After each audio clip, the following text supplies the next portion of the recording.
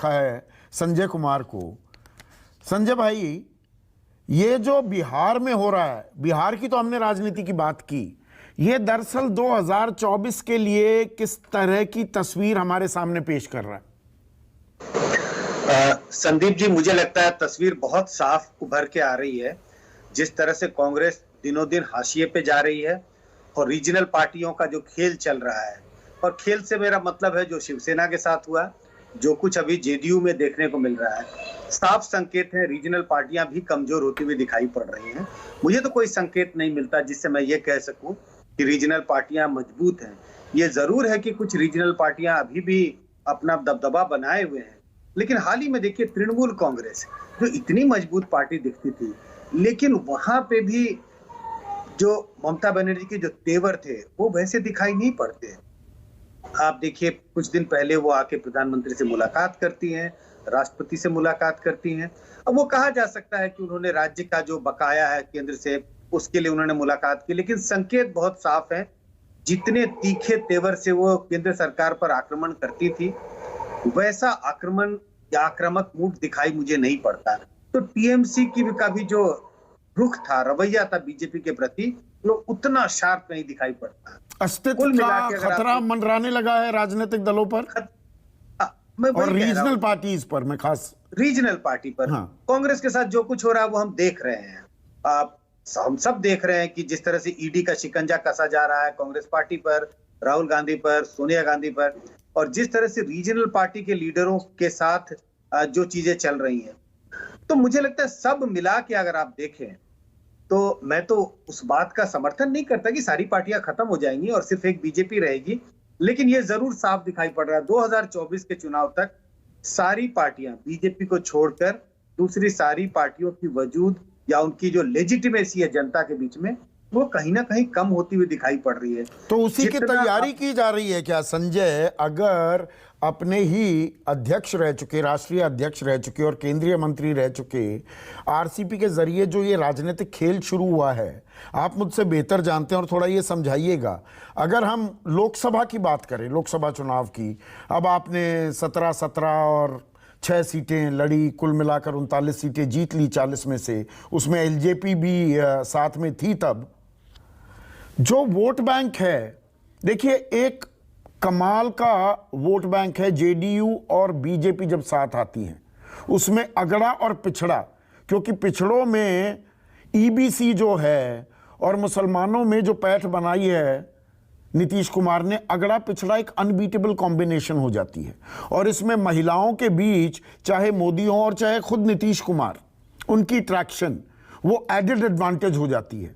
पर इसकी पलट तस्वीर अगर आप देखें, अगर गठबंधन बनता है जेडीयू और आरजेडी का, तो वो पिछड़ों का एक ऐसा गठबंधन बनता है और उसमें आप अगर महिलाओं का पुट भी जोड़ दें तो बीजेपी के लिए खतरे की घंटी बजने लगती है। क्या इन चीजों को भी कॉन्टेक्स्ट में लेना चाहिए इस राजनीतिक खेल को समझने के लिए? नहीं, बिल्कुल। अगर बिहार के संदर्भ में देखें तो बिहार में 3 बड़ी पार्टियां हैं, जेडीयू, आरजेडी और बीजेपी। हम लगातार पिछले 30 सालों से देख रहे हैं जिन 2 पार्टियों का गठबंधन होगा, सरकार उसकी बनती हुई साफ दिखाई पड़ेगी। अगर विधानसभा का चुनाव है, अगर लोकसभा का चुनाव है, तो जिन 2 पार्टियों का गठबंधन होगा उसका वर्चस्व रहेगा, उसका अपर हैंड होगा। लेकिन मुझे लग रहा है पिछले 4-5 सालों में जो जनाधार है तीनों पार्टियों का, रिलेटिवली देखेंगे उसमें परिवर्तन बहुत साफ दिखाई पड़ रहा है। जेडीयू का जनाधार गिर रहा है, आरजेडी अपना जनाधार बनाए हुए है, और संकेत बड़े साफ थे। 2020 का विधानसभा चुनाव देख लें आप, आरजेडी ने चुनाव भले हार गई लेकिन अपना वर्चस्व बनाए रखी और नहीं, हाल के बाई पोल्स में सुपड़ा साफ कर दिया आरजेडी ने सबका। तो वो कह रहा हूं, आरजेडी ने अपना जो सपोर्ट बेस है वो बनाया हुआ है। कांग्रेस हाशिए पे जा रही है लगातार, जैसे दूसरे राज्यों में है। एक पार्टी है जिसका जनाधार बढ़ता हुआ दिख रहा है और वो है बीजेपी। जेडीयू में जो कुछ क्रम चल रहा है, उससे जो कुछ भी टूट होगी, टूट हो या ना हो, लेकिन जैसा एक पब्लिक इमेज बन रहा है इस पार्टी का, इससे बीजेपी को फायदा होगा। तो आने वाले समय में तो मुझे यही दिखाई पड़ रहा है, बिहार की राजनीति में भी 2 ध्रुव बहुत साफ दिखाई पड़ रहे हैं। एक तरफ आरजेडी है और दूसरी तरफ बीजेपी। जेडीयू बिल्कुल हाशिए पे जाती हुई दिख रही है।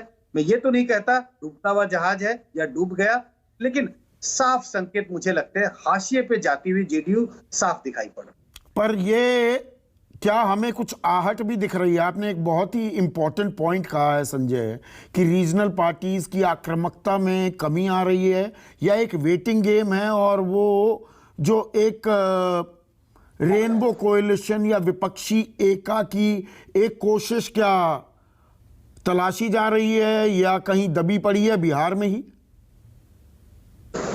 अब मुझे लगता है कि ऐसी संभावना मुझे दिखाई नहीं पड़ती 2024। देखिए, अगर हम राष्ट्रपति चुनाव की बात करें, उपराष्ट्रपति चुनाव की बात करें, विपक्षी एकता में कितना दम है ये साबित हो गया। लेकिन पार्टियां ये जरूर करती कि नहीं, ये तो प्रेसिडेंट का चुनाव था, ये तो यशवंत सिन्हा तो बिहारी थे, यशवंत सिन्हा को समर्थन नहीं दिया जेडीयू ने, और सुकेश ने पिछली दफा हम चर्चा कर रहे थे, बल्कि याद भी दिलाया कि हम 2017 भूल जाते हैं, मीरा कुमार के मामले में भी नहीं समर्थन दिया। तो बिहारी बहारी बड़ा मुद्दा बन जाता है चुनाव में, पर बिहारी अस्मिता की बात वो भूल गए थे और गए थे बीजेपी के साथ। नहीं, मैं ये कह रहा हूं कि क्या चीज है जो अड़चन आ रही है विपक्षी एकता के बीच में। ये सारी रीजनल पार्टियां और उनके जो नेता हैं, उनका कद बड़ा है, जरूर बड़ा है, हम अलग अलग नेताओं की चर्चा कर सकते हैं, लेकिन उनका कद उनके राज्य में बड़ा है, और उनका बड़ा कद ही जो है वो विपक्षी एकता के आड़े आता है। ये सारे जब एक प्लेटफॉर्म पर बैठते हैं तो कोई किसी को अपने से कम नहीं समझता, कोई अपनी छवि, कोई किसी को लगता है कि उनकी छवि बड़ी है, लेकिन दूसरे नेता उन्हें कहते हैं बट आप एक ऐसे राज्य का प्रतिनिधित्व कर रहे हैं जिसकी संख्या कम है।